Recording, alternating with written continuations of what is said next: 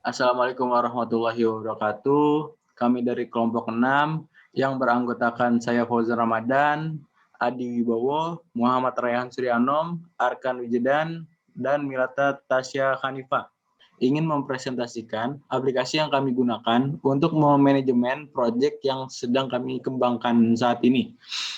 Di sini kami menggunakan aplikasi Trello. Trello itu adalah aplikasi kolaborasi yang dapat mengatur berbagai proyek dalam satu tempat. Jadi dengan Trello ini semua orang atau semua dalam satu tim dalam proyek tersebut bisa tahu apa yang sedang dikerjakan, siapa saja yang mengerjakan, dan sudah sejauh mana mereka mengerjakan proyeknya. Nah, jadi ada pula fitur-fitur ya di dalam aplikasi ini akan dijelaskan oleh teman saya Arkan Wijidat. Fitur-fitur dari Trello ini yang pertama ada boards. Nah, boards ini itu adalah menunjukkan project yang dibuat secara lengkap dan informasi di dalamnya. Terus selanjutnya cards. Cards itu adalah sini contohnya evaluasi, yaitu berisi tentang task atau tugas dan ide-ide projectnya. Selanjutnya ada list. List itu adalah kayak tempat penyimpanan cards-nya supaya rapi. Nah, ini contohnya ada to-do list, doing, revisi, dan done. Dan yang terakhir ada menu. Menu ini adalah sebagai pusat untuk mengatur project kita ini. Selanjutnya ke bagian poin-poin yang akan dijelaskan oleh Muhammad Rayhan Suryanom. Baik, di sini saya akan menjelaskan apa saja agenda meeting yang ada pada bagian to-do list. Yang pertama ada evaluasi. Nah, jadi di evaluasi ini kami melakukan dengan memberikan percobaan aplikasi dan kuesioner kepada beberapa orang yang menyukai bahasa pemrograman. Dan di sini semua member yang berkontribusi terus juga dilabeli dengan diskusi tim dan coding. Lanjut ke agenda meeting yang kedua, yaitu debugging dan finishing. Ini sebenarnya tahap akhir dan di sini kami rencananya mendebug aplikasi yang sudah dibuat sesuai dengan evaluasi yang tadi saya jelaskan di diskusi sebelumnya. Setelah itu melakukan tahap finishing sampai benar-benar proyek ready to use. Lanjut pada bagian doing. Nah, di sini menentukan bahasa pemrograman, mendiskusikan bahasa apa saja yang ingin digunakan dalam proyek ini. Dan untuk sementara ini pilihannya itu ada 3, yaitu yang pertama Kotlin, Sipagar, dan React Native. Lanjut ke agenda selanjutnya. Nah, untuk agenda ini bisa dibilang ini intinya, dan di sini kami mulai mengembangkan aplikasi sesuai role yang sudah ditentukan dengan menggunakan bahasa yang sudah didiskusikan di meeting sebelumnya, yaitu tapi kami sudah membutuhkan bahasa C# di Unity. Dan di sini deadline-nya ini kurang lebih 8 Mei tahun sekarang. Dan semua member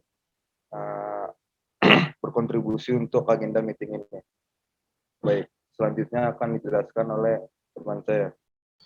Iya, selanjutnya ada revisi pertama. Nah, di revisi pertama ini ada beberapa poin yang sudah direvisi, yaitu satu, disuruh beri prototype aplikasi dikembangkan karena ini bagian dari proyek dari mata kuliah MPL, lihat cara penulisan, referensi dari panduan yang telah disediakan. Terus satu lagi revisinya itu ini yang dimasukkan ada sebagian foto yang harus dimasukkan ke dalam bab 3 dan menambahkan arsitektur sistem. Nah, di sini juga kita bisa menambah komen di bawah. Nah, itu jika ingin komen atau ada yang kurang itu bisa langsung ditambah di bawah situ. Selanjutnya revisi kedua akan dijelaskan oleh Arkan Wijidan.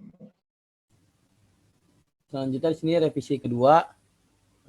Di sini semua member berkontribusi dalam revisinya.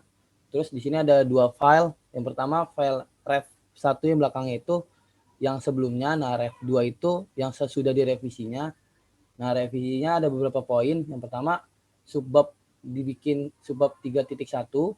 Yang kedua ada setiap gambar harus ada penjelasan satu persatu dan apa saja fiturnya. Terus dan yang terakhir lihat cara referensi di panduan. Selanjutnya kita akan ke bagian dan atau tugas yang selesai dijelaskan oleh Adi Wibowo. Selanjutnya kita akan ke list done atau list progress yang sudah kami kerjakan pada proyek kami. Yang pertama itu adalah menentukan tema aplikasi. Untuk menentukan tema aplikasi sendiri, kami bersama-sama menentukannya pada tanggal 7 Februari dan mendapatkan tema quiz coding berbasis platform website pada pertama kali. Selanjutnya membuat bab 1. Untuk membuat bab 1 ini dikerjakan oleh Fauzan Ramadan. Di sini dia membuat latar belakang, rumusan masalah, tujuan, dan luaran yang diharapkan, diselesaikan pada tanggal 11 Februari. Selanjutnya itu ada membuat bab 2. Bab 2 di sini dikerjakan oleh Arkan Wijdan. Di sini dia membuat bab 2 yang berhubungan dengan tinjauan pustaka dan aplikasi kuis yang akan kita buat nantinya. Dikerjakan pada tanggal 11 Februari. Selanjutnya pada bab 3, di sini dikerjakan oleh Muhammad Rehan Suryano. Dia membuat sebuah tentang metodologi yang akan digunakan pada aplikasi kami. Selanjutnya pada bab 4, di sini bab 4 dikerjakan oleh saya sendiri atau Adi Wibowo. Di sini saya membuat tentang biaya dan jadwal kegiatan untuk proposal. Dan selanjutnya ada diskusi perubahan platform. Di sini kami sempat terjadi diskusi lagi untuk melakukan perubahan platform yang awalnya website menjadi sebuah Android. Di sini saya menyarankan.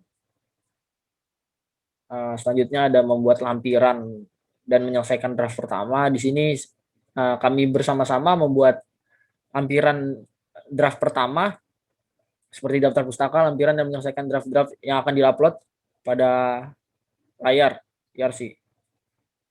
Dan selanjutnya proposal final. Proposal final kita kerjakan bersama untuk membuat sebuah proposal yang akan di-upload ke Menristek-Dikti untuk PKM kami nantinya yang diselesaikan pada tanggal 21 Maret.